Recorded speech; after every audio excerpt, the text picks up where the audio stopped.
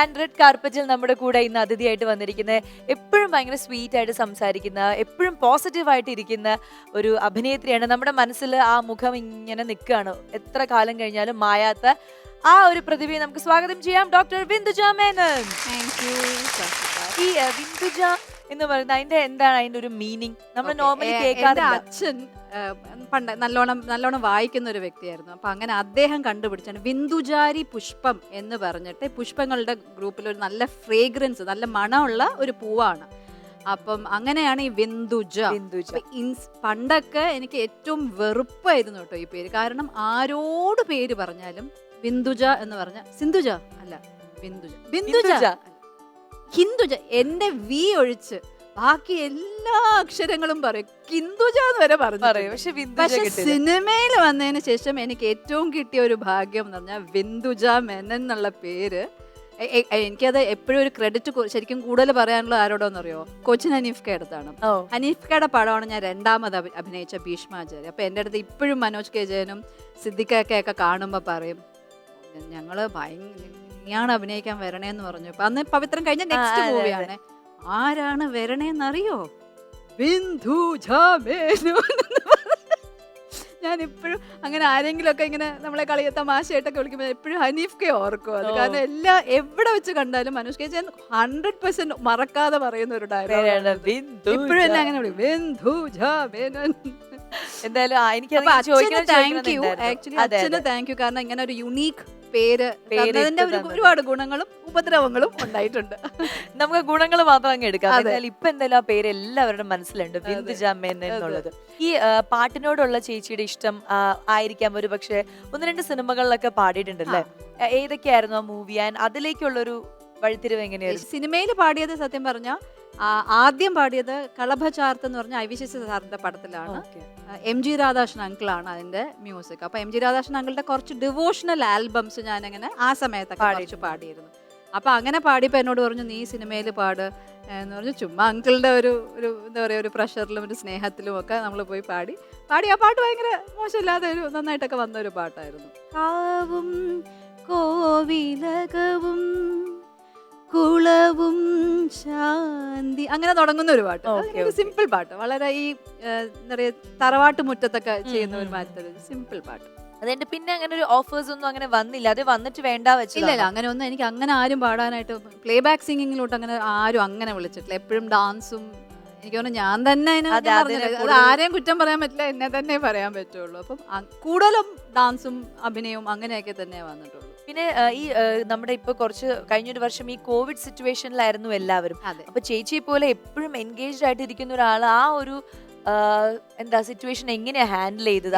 എന്താണ് ഒരു പുതിയ കാര്യങ്ങൾ എന്തെങ്കിലുമൊക്കെ ചെയ്തോ? കോവിഡ് കാലഘട്ടം എന്ന് പറയുമ്പോൾ സ്റ്റാർട്ടിങ്ങിലും എല്ലാവരെയും മാതിരി ഞാനും പാനിക്കായി കഴിഞ്ഞു, ജീവിതം അടച്ചുപൂട്ടിയിരിക്കുക നിവർത്തിയുള്ളൂ എന്നൊക്കെ വിചാരിച്ചിരിക്കുകയായിരുന്നു. പക്ഷെ ദൈവാനുഗ്രഹം പോലെ ഈ എൻ്റെ ആക്റ്റീവ്നെസ് കൊണ്ടാണോ അല്ലെങ്കിൽ നമ്മൾ പലതിനും ഒരു നിമിത്തമായിട്ടിരിക്കണം എന്നുള്ളത് കൊണ്ടോ എന്നറിയില്ല, നമ്മൾ ഒരു 1-man എക്സ്പേർട്ട് കമ്മീഷൻ ഉണ്ടായിരുന്നു കേന്ദ്ര ഗവൺമെന്റിന്റെ ഭാഗമായിട്ട്. അതിൻ്റെ കമ്മീഷൻ ഹെഡായിട്ടിരുന്നത് doctor CV Anand Bose IAS ആണ്. അപ്പോൾ ഒരു ജനറൽ ഒരു ടോക്കിൽ അമ്മ ഇങ്ങനെ പറഞ്ഞു അദ്ദേഹത്തിനോട്, ഇങ്ങനെ കലാകാരന്മാർക്കൊക്കെ ഒരുപാട് ബുദ്ധിമുട്ടുള്ള അവസരം. ഒന്നാമത് ഒരു 3-4 കൊല്ലം മുമ്പ് തന്നെ നമ്മൾ നോക്കിയറിയാം, പ്രളയം വന്നിട്ടും അല്ലെങ്കിൽ നമുക്ക് ഉത്സവങ്ങളില്ലായികയും ഒക്കെ വന്നിട്ട് ഭയങ്കര ബുദ്ധിമുട്ട് ഒരു 4 കൊല്ലമായിട്ടെങ്കിലും മീൻസ്. അപ്പൊ അതിന്റെ ഭാഗമായിട്ട് ഈ 1-man കമ്മീഷന്റെ ഹോണററി സെക്രട്ടറി ആയിട്ടിരിക്കുകയും കലാകാരന്മാർക്ക് വേണ്ടിയിട്ടുള്ള ഒരു റിപ്പോർട്ട്, അതായത് ഇനി എന്തൊക്കെയാണ് നമുക്ക് അവരെ ഇതേമാതിരി ഒരു സിറ്റുവേഷൻ വരാതിരിക്കാനും വന്നാൽ തന്നെ എങ്ങനെ അവരെ റിവൈവ് ചെയ്യാമെന്ന്. അപ്പോൾ അവർക്കൊരു അഷ്വർഡ് ബേസിക് ഇൻകം, അല്ലെങ്കിൽ ഒരു ആർട്ട് അതോറിറ്റി ഓഫ് ഇന്ത്യ എന്ന് പറഞ്ഞിട്ടുള്ളൊരു പുതിയ സ്ഥാപനം, അങ്ങനെ പുതിയ പല കാര്യങ്ങളും, ഒരു യൂണിവേഴ്സിറ്റി, ട്രഡീഷണൽ. ഞാനിവിടെ കലാകാരന്മാരെന്ന് പറയുന്നത് ഡാൻസും പാട്ടും മാത്രമല്ല, എല്ലാ സിനിമ, സീരിയൽ, നാടകം, കഥാപ്രസംഗം, ഈവൻ സർക്കസ്, അതായത് കലയുടെ അടിയിൽ വരുന്ന എല്ലാം, ഹാൻഡിക്രാഫ്റ്റ്സ്, വീവിങ് എല്ലാം ഉണ്ട്. ഈ കേരളം മാത്രമല്ല, ഇന്ത്യ ഒട്ടാകെ എല്ലാ ആൾക്കാരെയും സംഘടിപ്പിച്ച് അവരുടെ പോയിന്റ്സ് എടുത്ത് ഒരു ഗുണം കിട്ടിയത് ഞാൻ ഡാൻസും മ്യൂസിക്കും സിനിമയും സീരിയലും നാടകവും ഒക്കെ ചെയ്തിട്ടുള്ളതുകൊണ്ട് എനിക്കറിയാം അവരുടെ ബുദ്ധിമുട്ടുകൾ. പക്ഷെ എപ്പോഴും കലാകാരന്മാർ അവരെ നേരിട്ട് അറിയിക്കുമ്പോഴാണല്ലോ അതിനൊരു വാല്യൂം ഒക്കെ.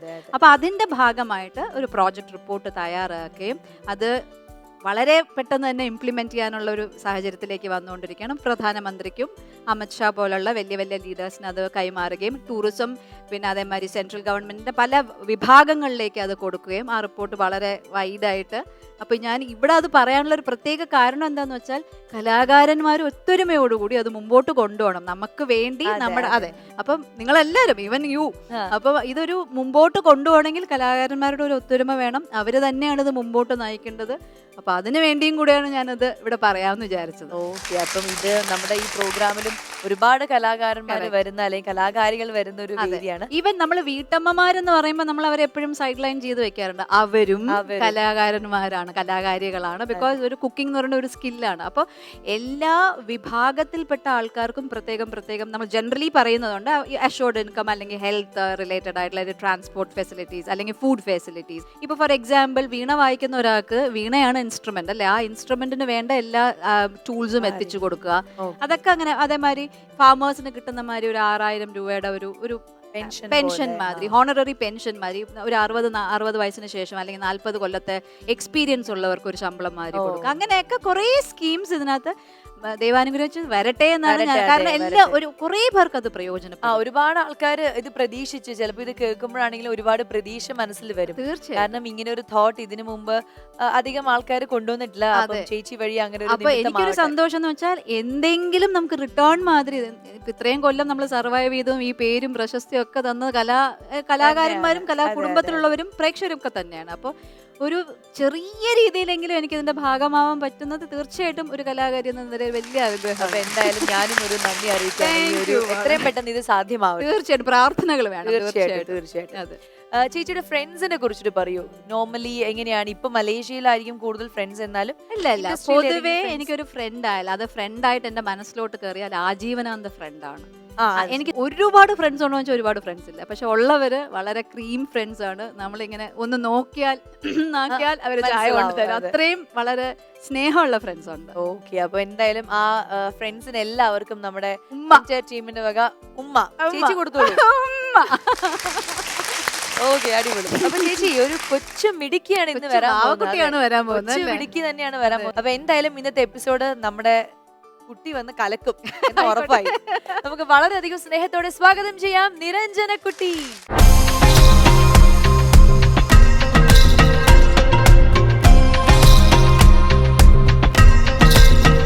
റെഡ് കാർപ്പറ്റിലേക്ക് സ്വാഗതം.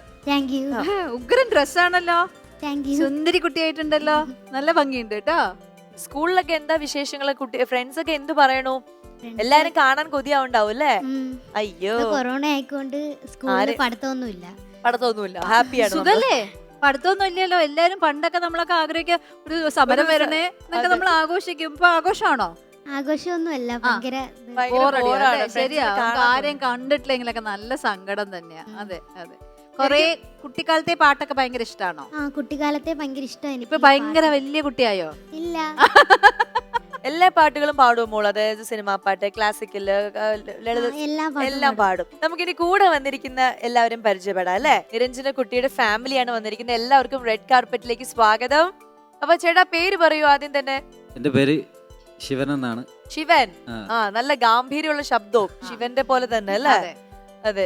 ശിവൻ ചേട്ടൻ എങ്ങനെയാണ്? പാട്ടൊക്കെ പാടുവോ? പാട്ടൊക്കെ പാടും, പക്ഷെ ഇപ്പൊ നിർത്തി വെച്ചിരിക്കാണോ? അതെ. ചെണ്ടമേളത്തിനൊക്കെ പോന്നെ. ഓ, അത് ശരി. Very good. അമ്പലത്തിൽ ഉത്സവങ്ങൾക്കൊക്കെ എല്ലാം പോവാറുണ്ട് അല്ലേ? ചെണ്ടമേളം. സുന്ദരിയുടെ പേരെന്താ? നീലാഞ്ജന. നീലാഞ്ജന. അപ്പൊ ചേച്ചിയും മോളും കൂടെ കോമ്പിനേഷൻ അങ്ങോട്ടും മാറിയിട്ടാണോ? ഒരാള് പിങ്കി ബ്ലൂവും ഒരാള് ബ്ലൂയി പിങ്കിയും, അങ്ങനെയാണോ? അങ്ങനെയാണോ? ആണോ? നല്ല രസമുണ്ട് കേട്ടോ. ചേച്ചി പാടുന്നതിൽ ഏറ്റവും ഇഷ്ടമുള്ള പാട്ട് ഏതാ? എല്ലാ പാട്ടും ഇഷ്ടമാണല്ലേ? എല്ലാ പാട്ടും. അമ്മയുടെ പേര് പറയൂ. സാജിദ. അമ്മ എങ്ങനെയാണ് രണ്ട് മക്കളുടെ പാട്ട് കേട്ടിങ്ങനെ ആസ്വദിച്ചിരിക്കലും മാത്രമേ ഉള്ളൂ, അതെയോ എങ്ങനെയാണ് പാട്ടിനോടുള്ള ഇഷ്ടം? പാടുവോ, ഡാൻസ് ചെയ്യോ? പാട്ട് പാടും. കുഞ്ഞിലെ പാടുമായിരുന്നു. പഠിച്ചിട്ടുണ്ടോ പാട്ട്? ഇല്ല, കേട്ടുള്ള അറിവേ ഉള്ളൂ. ആര് വേണ്ടെന്ന് വെച്ചോ? പാടുന്നത് വേണ്ടാന്ന് വെച്ചോ? അല്ല, മക്കള് പാടട്ടെന്ന് കരുതി. അയ്യോ, അങ്ങനെയൊന്നും വേണ്ടെന്ന് വെക്കണ്ട കേട്ടോ. എന്താ ശിവൻ അങ്ങനെ പറയണ? ശരിയാണോ? പാടണം കേട്ടോ, പാടണം, വരയ്ക്കും. എന്ത് നല്ല കഴിവുകളാണ്. അപ്പൊ അമ്മയുടെ കുറെ കഴിവുകൾ മക്കൾക്കും കിട്ടിയിട്ടുണ്ടല്ലേ?